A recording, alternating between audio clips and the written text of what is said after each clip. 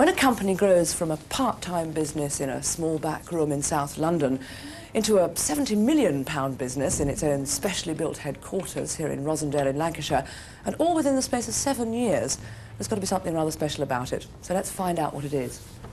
Good morning, I'm Leslie Judd, and I've got an appointment with your chairman, Mr. Peter Fisher. Thank you. Can you wait a moment? I'll get him for you. OK.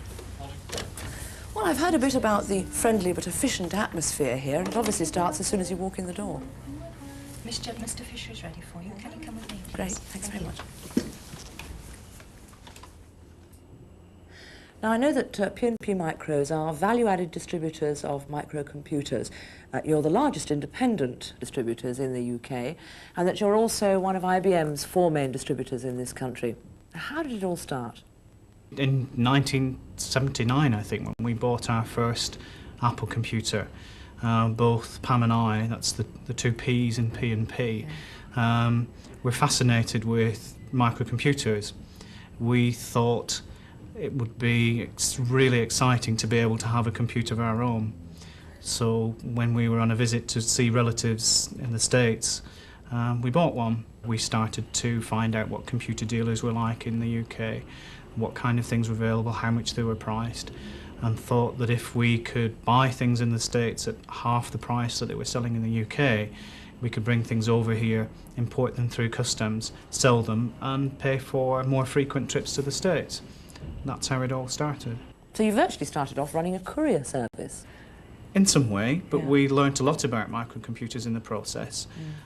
We had advice and skills to offer to other users, and we started importing only what we thought were the best of items for personal computers.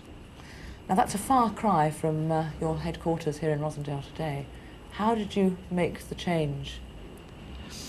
We've reacted to the market as time went on, as things presented themselves. We've taken opportunities, we've sold basically what our customers wanted. Yeah. We felt that the company needed more than just the entrepreneurial founders of the company to take it forward to the future. We recruited professionals to help us change the structure of the company, to move the company forward so that it could continue to grow in a controlled, satisfactory way.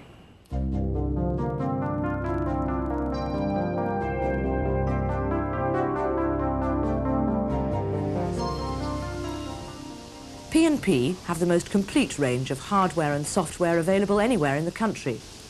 Products and accessories which are used every day by the vast majority of business and personal computer users all over the country.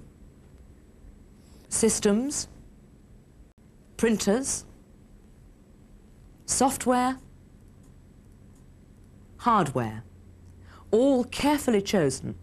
And P&P have a talent for spotting developments a long way off and having the products ready. In 1987, P&P were appointed as a main distributor for IBM products in the UK. And that's not a decision that IBM take lightly. Indeed, they have the most stringent selection criteria. Having a vast amount of technical know-how and marketing skills is just one of them. They're very fussy about the way a company is managed and its financial strength. And they go into every detail, right down to the way the delivery dock is designed. So, Brian, what were IBM's reasons for choosing P&P? Well, in IBM, we want to develop our business by improving the level of support and service that we provide to our authorised dealers. We've been achieving this by making use of the distributor skills that already exist in the marketplace. P&P, with their proven record as a distributor of PCs and associated products, have strengths which we see as complementary to ours, particularly in the area of providing total support to the small to medium-sized dealers throughout the UK.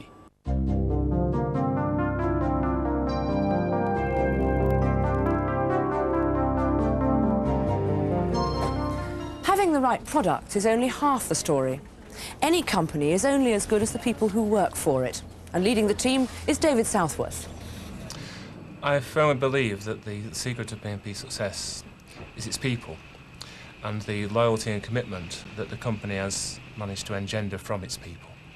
We have some tremendous skills in the company, and the only problem we had previously was that everybody was firefighting, i.e. trying to do everything at once.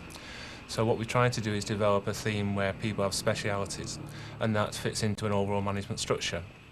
The company now splits very much into areas of sales and marketing and product management, warehouse, engineering, support and finance. Each of those areas has its own operational director who reports into me, and by that way we manage to make every activity in the company totally accountable. Tell me about the management information system.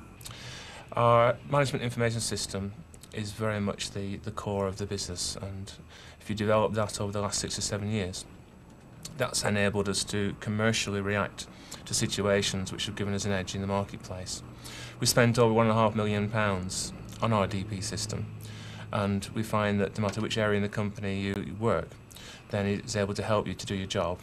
From my point of view, it gives me with all the information at a touch of a button, which I can help to monitor the business on a daily basis. And it really is a fantastic system to use. But all this would be to no avail without sound financial management. Of course, that any company that grows the way we have grown needs a very sound financial system. But I think you better speak to John Atkins for more details about that. The key word is probably reinvestment. Right from the beginning, the founder shareholders ploughed back substantially all the profit into the company to finance the future growth. The company's always had a very strong cash flow and has generated its resources internally. This is evidenced by the fact that we've never had to seek permanent capital from outside the company at all. The building in London and the financing of the building here in Lancashire head office were all done from the company's own internal financial resources at the time. The company has bank overdraft at the moment, in fact a facility with 2 major clearing banks, but those are largely underutilised, and of course that gives us the flexibility to exploit profitable short-term opportunities. Well, you don't have to be here long to get the feeling of commitment and enthusiasm from everyone who works here. In fact, it's impossible not to feel excited and involved when everyone can see the company's success on screen and everyone shares the benefits.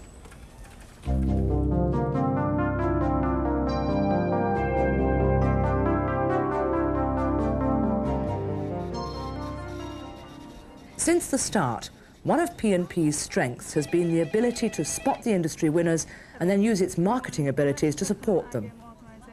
Reinforcing that strength is the product management team. Every one of them a specialist in a particular product area. This may be a familiar enough concept in grocery marketing, for example, but it's a revolutionary idea in this industry. Hello, Sophie. How are you? Ginny, have you got mice in stock? Yes, we have. Thank you. The sales team are well able to provide on-the-spot information and advice to customers. Behind them is an impressive amount of backup, including help and advice from the technical salespeople and the experts in technical engineering and research. Here, at work on problems like compatibility. It's not difficult to see how the idea of added value runs throughout P&P. But there's another most important aspect to P&P's technical support, and it's all in here, a rapidly expanding database of all the technical problems ever encountered by P&P. Information that can be called up instantly from any of P&P's 3 offices around the country. Well, this huge technical database is unique, and it's one of the reasons that P&P's know-how is so widely acknowledged throughout the industry.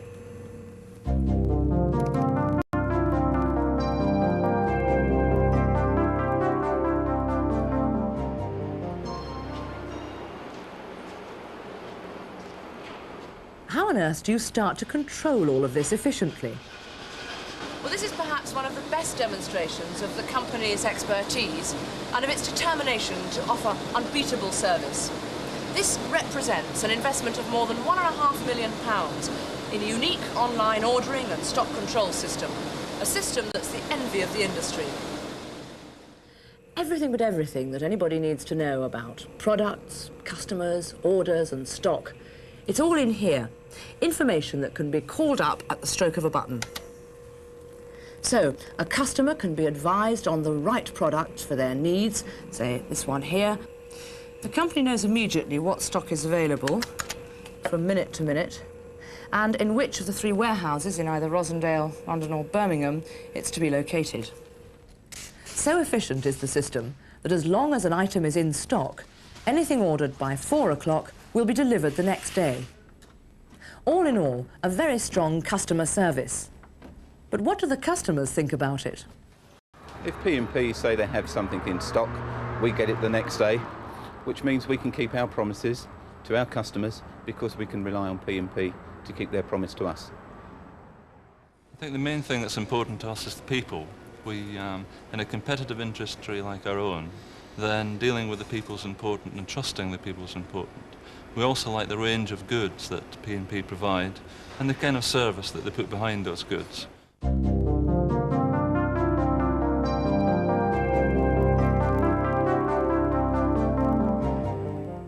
We've come a long way from a back room in South London, and the market is obviously still growing dramatically. So, where are P&P Micros going to next? The company has always taken business opportunities as and when they arise. We believe that windows of opportunity are presented.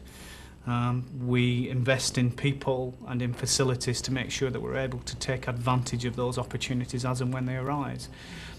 P&P has a lot of growth, both organic and perhaps by acquisition, in front of it.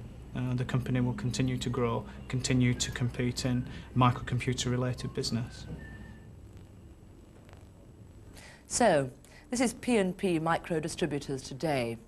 They're the largest independent distributors in the UK, with the most complete range of hardware and software. But what they've got to offer is so much more than simply one-stop micro shopping.